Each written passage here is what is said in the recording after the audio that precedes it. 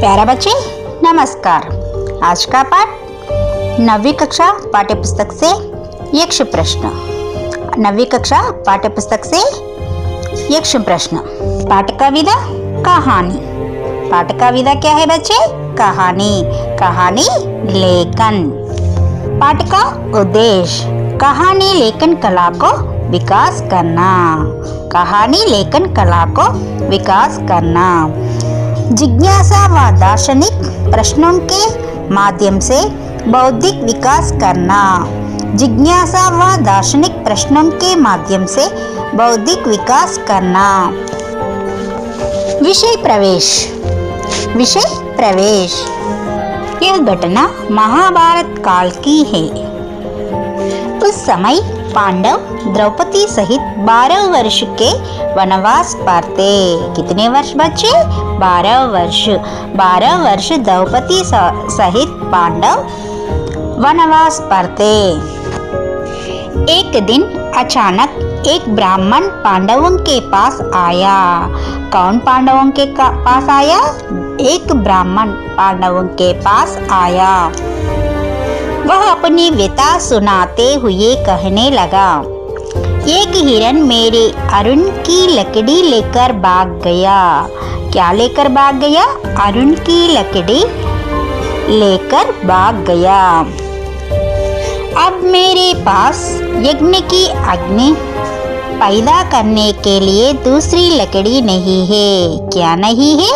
यज्ञ की अग्नि पैदा करने के लिए दूसरी लकड़ी नहीं है। कृपया मेरी लकड़ी वापस दिला दो। क्या दिला दो? मेरी लकड़ी वापस दिला दो। पांडव ब्राह्मण की व्यथा से प्रभावित हुए, इसीलिए वे हिरन की खोज में निकल पड़े। किसकी खोज में निकल पड़े? हिरन की खोज में निकल पड़े। कौन निकल पड़े? पांडव। पांडव हिरन की खोज में निकल पड़े। थोड़ी दूर जाने पर उन्हें हिरन दिखाई दिया। उसे पकड़ने के लिए वे आगे बढ़े, परंतु हिरन उनकी आंखों से पुनः गायब हो गया। क्या हो गया? पुनः गायब हो गया। कौन गायब हो गया? हिरन। किनकी आंखों से गायब हो गया? पांडवों के आंखों से हिरन गायब हो गया। हिरन की खोज में भटकते हुए वे थक गए और विश्राम के लिए एक वृक्ष के नीचे बैठ गए। कहाँ बैठ गए बच्चे? वृक्ष के नीचे। वृक्ष के नीचे पांडव बैठ गए। क्या होकर बैठ गए? थक गए। कौन थक गए? पांडव थक गए और विश्राम के लिए वृक्ष के नीचे बैठ गए। प्यास के मारे सभी के कंठ सूख रहे थे। क्या सूख रहे थे? सभी के कंठ। किनके कंठ सूख रहे थे? पांडवों के कंठ सूख रहे थे। किनके लिए? किसके लिए?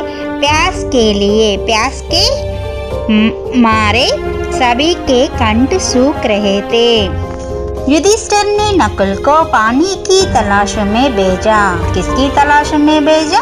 पानी की तलाश में भेजा। कौन भेजा? युधिष्ठिर ने। किनको भेजा? नकुल को। युधिष्ठिर ने नकुल को पानी की तलाश में भेजा। नकुल पानी की खोज में निकला और चलते चलते एक सरोवर के पास पहुंचा। कहाँ पर पहुंचा? एक सरोवर पर पहुंचा। कौन पहुंचा? नकुल एक सरोवर के पास पहुंचा। सरोवर देखकर उसका मन प्रफुल्लित हो उठा। क्या हुआ? प्रफुल्लित। किनका मन प्रफुल्लित हुआ? नकुल का मन। किसको देखकर? सरोवर को देखकर उसका मन प्रफुल्लित हो उठा। वह सोचने लगा कि क्यों ना मैं पहले अपनी प्यास बुझा लूं। वह पानी पीने के लिए उद्यत ही हुआ था कि सहसा एक आवाज गूंज उठी, ए नकुल, पानी पीने का दुस्साहस न करे। सावधान, पहले मेरे प्रश्नों के उत्तर दो। नकुल चेतावनी की परवाह न करके पानी पीने लगा। क्या परवाह करके? चेतावनी की परवाह करके पानी पीने लगा। कौन पीने लगा पानी? नकुल। नकुल चेतावनी की परवाह न करके पानी पीने लगा। पानी पीते ही वह भूमि पर गिर पड़ा। कहाँ पर गिर पड़ा? भूमि पर। कौन गिर पड़ा? नकुल भूमि पर गिर पड़ा। बहुत देर तक नकुल के न लौटने पर युधिष्ठिर को चिंता सताने लगी। किनको चिंता सताने लगी? युधिष्ठिर को। किस कारण से?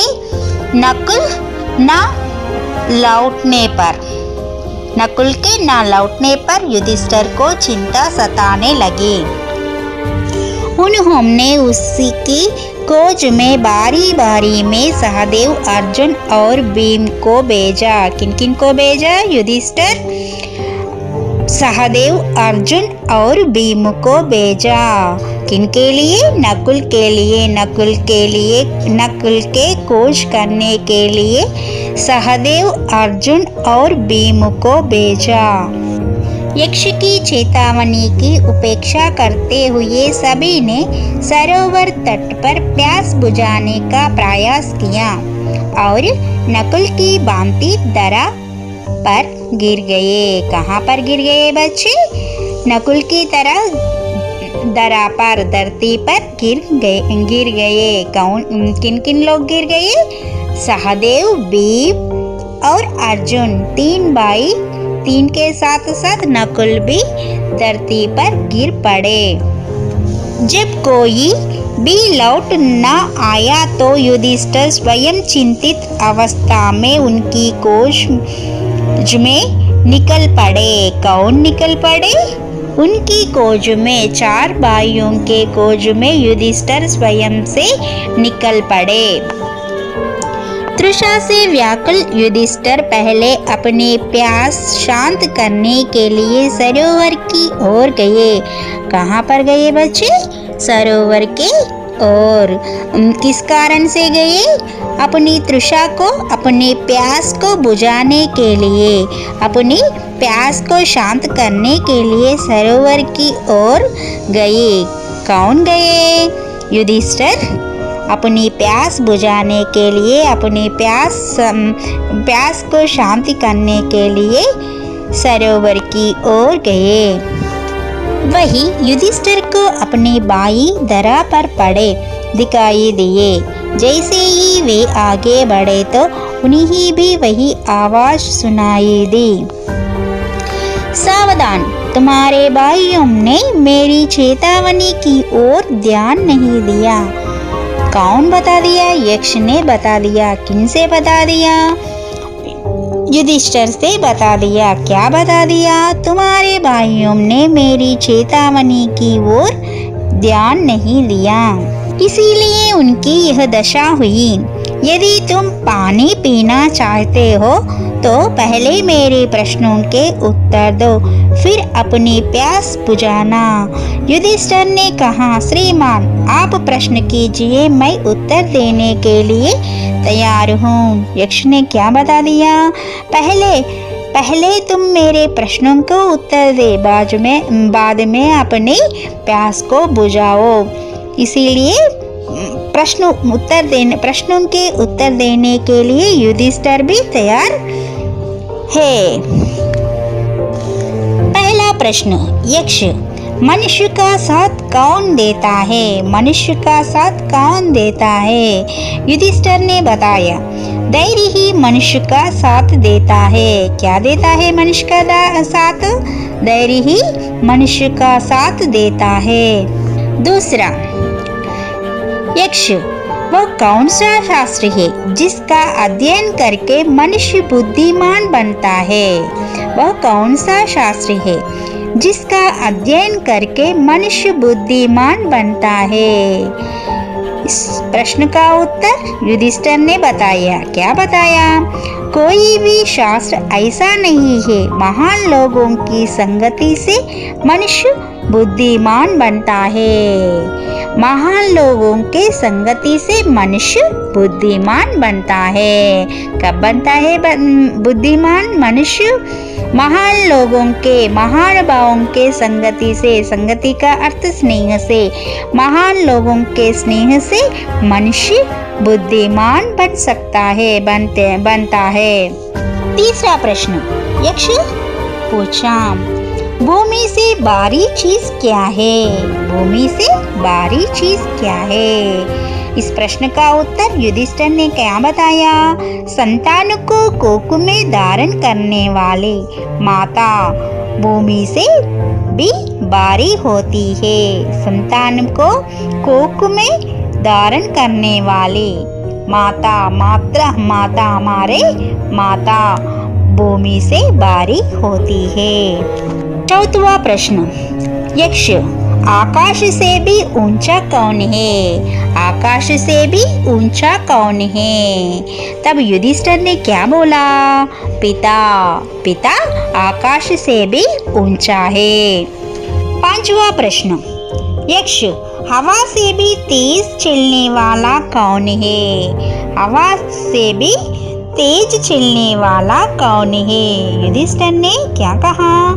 मन हवा से भी तेज चलने वाला है। हमारा मन हवा से भी तेज चलने वाला है। सातवां प्रश्न यक्ष, मरणासन्न वृद्ध का मित्र कौन होता है? मरणासन्न वृद्ध का मित्र कौन होता है? युधिष्ठिर क्या बोला? दान मरणासन्न वृद्ध का मित्र होता है। दान मरणासन्न वृद्ध का मित्र होता है, क्योंकि वही मृत्यु के बाद अकेले चलने वाले जीव के साथ साथ चलता है। क्योंकि वही मृत्यु के बाद अकेले चलने वाले जीव के साथ साथ चलता है। आठवां प्रश्न यक्ष, सुख क्या है? सुख क्या है? युधिष्ठिर, जो शील और सच्चरित्र पर स्थित है उसे सुख कहता है। जो शील और सच्चरित्र पर स्थित है उसे सुख कहलाता है। नौवीं प्रश्न यक्ष, सबसे तुच्छ क्या है? सबसे तुच्छ क्या है? युधिष्ठिर ने क्या कहा? चिंता। सबसे तुच्छ चिंता है। सबसे तुच्छ चिंता है। 10वां प्रश्न यक्ष, किसके छूट जाने पर मनुष्य सर्वप्रिय बनता है? किसके छूट जाने पर मनुष्य सर्वप्रिय बनता है? युधिष्ठिर का उत्तर, अहंभाव के छूट जाने पर, अहंभाव के छूट जाने पर मनुष्य सर्वप्रिय बनता है। अहंभाव के छूट जाने पर मनुष्य सर्वप्रिय बनता है। इसी प्रकार यक्ष ने कई अन्य प्रश्न भी किए और युधिष्ठिर ने उन सब के ठीक उत्तर दिए। इस प्रकार यक्ष के सभी प्रश्नों को भी युधिष्ठिर अन्य प्रश्नों का उत्तर जवाब भी दिया। अंत में यक्ष बोला, राजन, मैं तुम्हारे मृत भाइयों में से एक को जीवित कर सकता हूँ। तुम जिस किसी को भी चाहो वह जीवित हो जाएगा। यक्ष ने क्या बोला अंत में? राजन, मैं तुम्हारे मृत भाइयों से, मैं तुम्हारे 4 मृत भाइयों से किसी एक मृत भाई को जीवित कर सकता हूँ। तुम जिस किसी को भी चाहो वही जीवित हो जाएगा। तुम किसी को चाहो वही भी जीवित होगा। युधिष्ठिर ने पल भर सोचा कि किसे जीवित कराऊं। थोड़ी देर रुककर बोले, मेरा छोटा भाई नकुल जी उठे। मेरा छोटा भाई नकुल जी उठे। मैं 4 भाइयों से सिर्फ नकुल जी को जीवित करवाना चाहती हूँ, इसीलिए मेरा छोटा भाई नकुल जी उठे। युधिष्ठिर के इस प्रकार बोलती है उन्होंने पूछा, युधिष्ठिर 10,000 हाथियों के बल वाले भीमसेन को छोड़कर तुमने नकुल को जीवित करवाना क्यों ठीक समझा। युधिष्ठिर से क्या बोला यक्ष ने? 10,000 हाथियों के बल वाले भीमसेन को छोड़कर अपने भाई भीम को कितना सामान? 10,000 हाथियों के बल वाले भीमसेन को छोड़कर तुमने नकुल को जीवित करने के लिए जीवित करवाना क्यों ठीक है ना? क्या क्यों ठीक है? इसीलिए इस तरह पूछा। युधिष्ठिर ने कहा, यक्षराज, मैंने जो नकुल को जीवित करवाना चाहा वह सिर्फ इसी कारण कि माता कुंती का बचा हुआ एक पुत्र मैं हूँ। मैंने नकुल को जीवित करने के लिए एक कारण भी है। मैं माता कुंती दे का एक पुत्र मैं हूँ। मैं बचा हूँ, लेकिन नकुल बचाने के लिए मैं इस तरह मांग लिया। मैं चाहता हूँ कि माता माद्री का भी एक पुत्र जीवित हो उठे, अतः आप कृपा करके नकुल को जीवित कर दे। माता माद्री का एक पुत्र नकुल है, इसीलिए इस कारण से नकुल को जीवित करवाने के लिए मैं कोशिश करता हूँ। इसीलिए आप कृपा करके नकुल को जीवित करे दे। युधिष्ठिर के धर्म स्वभाव से यक्ष अत्यंत संतुष्ट हुए और उन्होंने वर देते हुए यह कहा, पक्षपात से रहित मेरे प्यारे पुत्र, तुम्हारे चारों ही भाई जीवित हो। युधिष्ठिर ने क्या कहा? अपने धर्म स्वभाव से यक्ष अत्यंत संतुष्ट हुए। युधिष्ठिर से यक्ष अत्यंत संतुष्ट हुए और उन्होंने युधिष्ठिर को भी एक वर भी दे दिया। पक्षपात से रहित मेरे प्यारे पुत्र, पक्षपात रहित मेरे प्यारे पुत्र, तुम्हारे चारों ही भाई भी जीवित हो। इसका वरदान भी युधिष्ठिर को यक्ष ने दे दिया। अपनी चारों भाइयों की रक्षा कर दे।